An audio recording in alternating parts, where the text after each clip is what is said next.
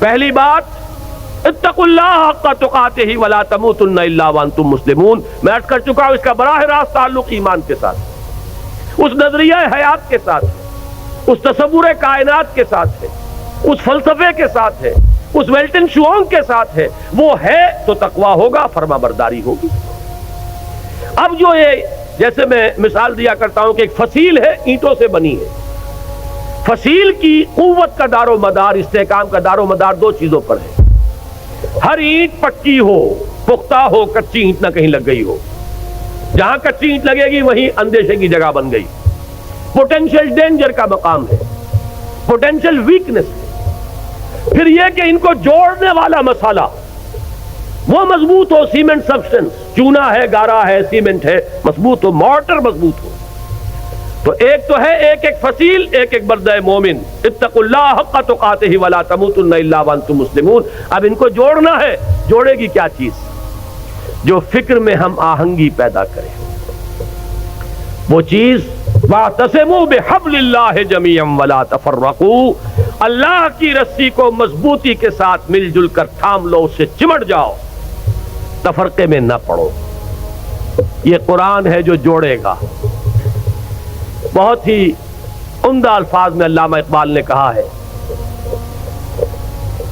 ماں ہما خاکو دلے آگاوست از یک آئینی مسلمان زندہ است۔ دونوں اشعار سن لیجئے۔ مسلمان کی زندگی جو ہے ایک آئین کے بدولت ہے۔ پیکر ملت ز قرآن زندہ ہست، ملت کا یہ جسد جو ہے اس میں حیات، روح جو ہے وہ قرآن سے۔ ماں ہما خاکو دل آگاہ اوست، اعتصامش کن کہ حبل اللہ اوست۔ ہم تو خاک کے مانندے جیسے جسد خاکی ہے، اس میں روح ہے جو حیات کا ذریعہ ہے، تو در حقیقت ماں ہما خاکو دل آگاہ اوست، اعتصامش کن، جسد ملی کے اندر وہی مقام جو ہے قرآن کا ہے، مضبوطی سے تھامو حبل اللہ۔ یہی ابھی گزشتہ بدھ کو جو میرا مضمون چھپا تھا، جو الہدا ہی کے سلسلے کی اقساط آ رہی ہیں جنگ میں، شاید نظر سے گزری ہو، وہ اسی موضوع پر تھی، واعتصموا بحبل اللہ جميعا ولا تفرقوا۔ اس کو مضبوطی سے تھامیں گے، اس سے جڑیں گے، اس سے فکری ہم آہنگی پیدا ہوگی، اس کے ساتھ اتحاد فکر و نظر وجود میں آئے گا۔ یہ ہے وہ مارٹر، یہ ہے جوڑنے والی شے، جیسا کہ فرمایا ہے حضور صلی اللہ علیہ وسلم نے، القرآن حبل اللہ الممدود من السماء الى الارض، آسمان سے زمین تک تنی ہوئی رسی ہے اللہ کی، مضبوطی سے تھامو اس۔ ایک دفعہ کا واقعہ بڑا پیارا ہے۔ حضور اپنے حجرے سے باہر تشریف لائے، مسجد نبوی کا نقشہ ذرا ذہن میں رکھیے۔ حجرے سے باہر تشریف لائے تو دیکھا ایک کونے میں کچھ مسلمان، کچھ اہل ایمان بیٹھے ہوئے قرآن کا مذاکرہ کر رہے ہیں، سمجھا رہے ہیں، چہرے پر بشاشت کے آثار ظاہر ہوئے۔ یہ معجم کبیر طبرانی کی جو ہے اس کی روایت ہے۔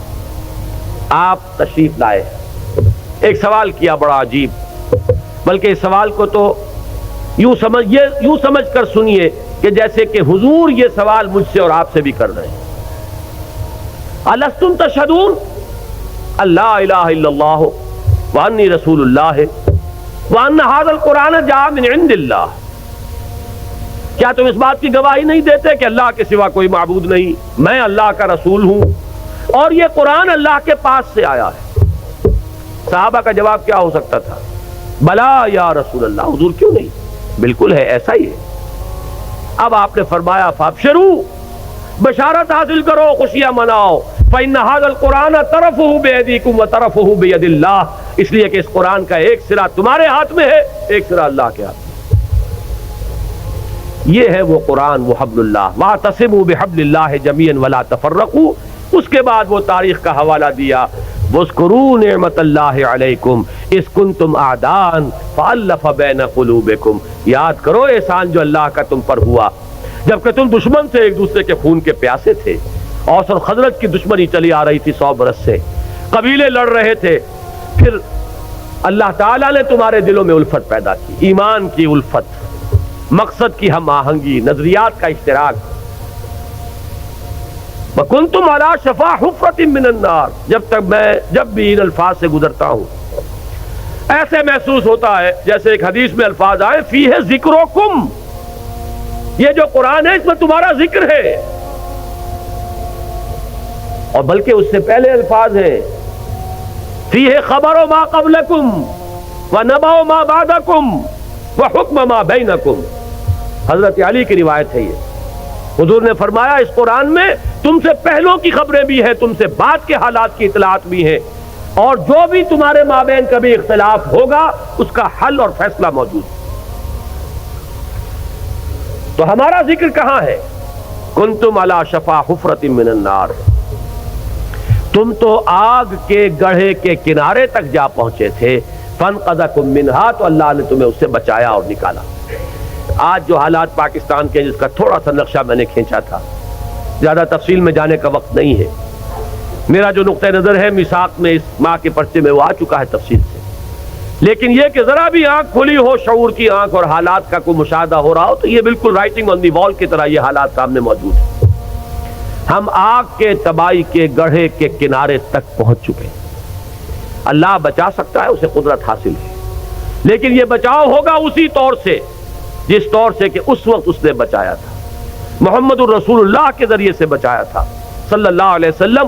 حضور فرماتے ہیں کہ میری اور تمہاری مثال ایسی ہے کہ آگ کا ایک الاؤ ہے، تم اس میں کود پڑنا چاہتے ہو اور میں تمہارے کپڑے پکڑ پکڑ کر گھسیٹ رہا ہوں۔ اس طریقے سے اسی نسخے کو اختیار کریں گے تو بات بنائے گی۔ وَاذْكُرُوا نِعْمَةَ اللَّهِ عَلَيْكُمْ إِذْ كُنْتُمْ أَعْدَاءً فَأَلَّفَ بَيْنَ قُلُوبِكُمْ فَأَصْبَحْتُمْ بِنِعْمَتِهِ إِخْوَانًا وَكُنْتُمْ عَلَى شَفَا حُفْرَةٍ مِّنَ النَّارِ فَأَنْقَذَكُم مِّنْهَا كَذَلِكَ يُبَيِّنُ اللَّهُ آيَاتِهِ لَكُمْ آيَاتِهِ لَعَلَّكُمْ تَهْتَدُونَ۔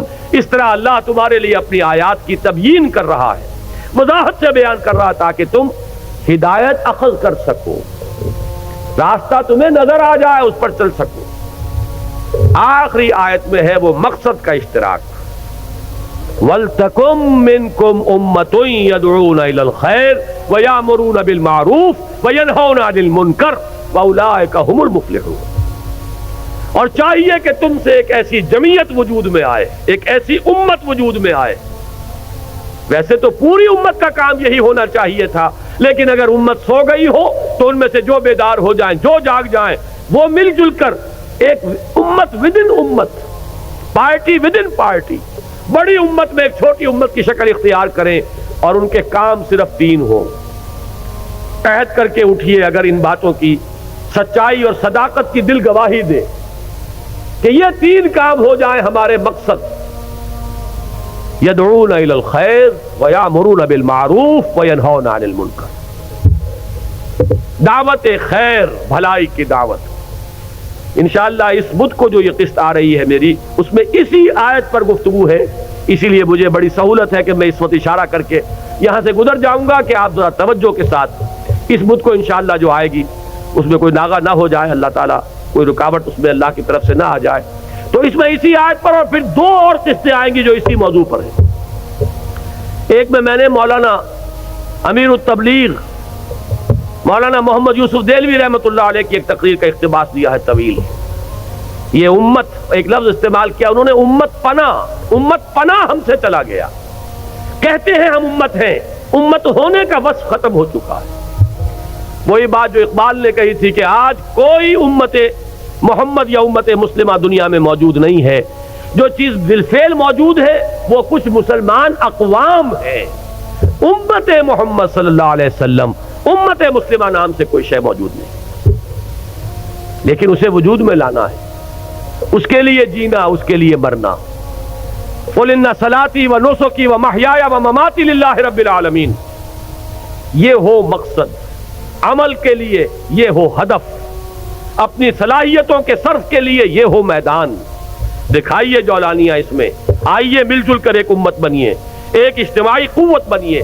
اللہ کرے گا تو یہی قوت، اسی کو وسعت حاصل ہوگی، اسی سے وحدت ملے گی، اسی سے اتحاد ہوگا، اور یہ ہوگی وہ شے کہ جس کی اس وقت ہمیں سب سے زیادہ شدید ضرورت ہے۔